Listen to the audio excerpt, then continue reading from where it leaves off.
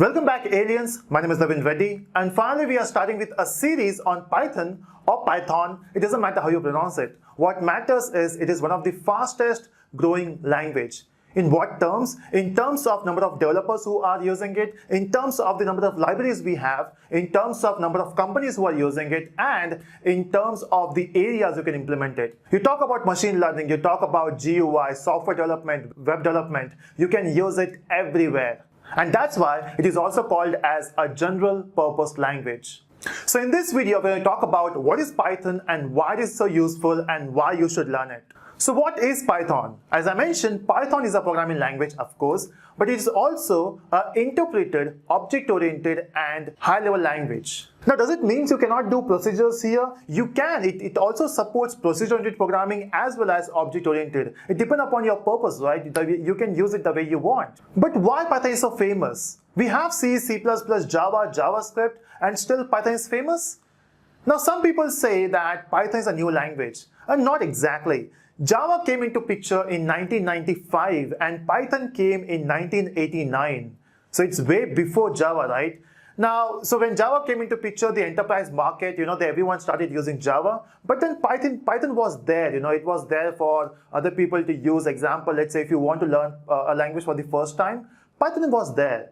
But now, since the advancement of machine learning, AI, this is a field where we have research scientists, they don't want to spend much time on learning programming language. So what they do, they went for the easiest language available, and the easiest language available in the market is Python. And yes, Python is damn easy. It is much simpler than C, C++, and Java. That's why most of the colleges and schools, they are teaching Python.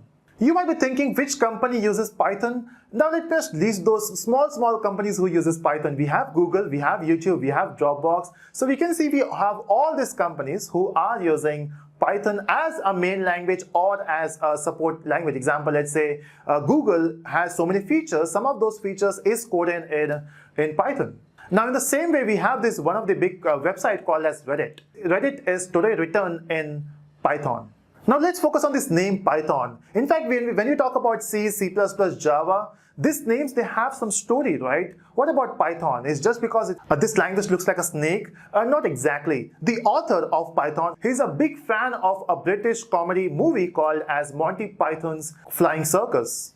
And that's why he went with a name called as Python initially, and then when everyone liked it, he went for the same name. Now, can we learn Python? And the answer is yes. It is one of the easiest languages to learn, and even if you are from a non-technical background, you have not written any code, you can start with Python. What if I say Python came into picture just to help those people who don't know how to write a code? In fact, children can learn Python. It's that easy. Now, Python has multiple versions. We have 1.x, we have 2.x, and we have 3.x. And of course, we should be learning 3.x, right? That means 2.x is not in the market. And the answer is no, the 2.x is still in the market. Because when 3.x came into picture, it was way different from 2.x. Normally what happens in programming language, when Java 8 came into picture, so it was backward compatible with Java 1.7. When Java 1.7 came into picture, it was backward compatible with 1.6. But that's not the case with Python, The two different versions has two different way of working. And that's why we have 2.x still running in the market. And it does have a support till 2020.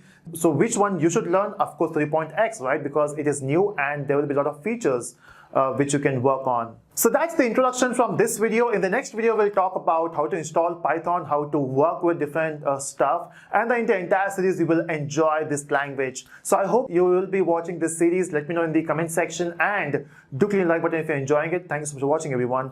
Bye-bye.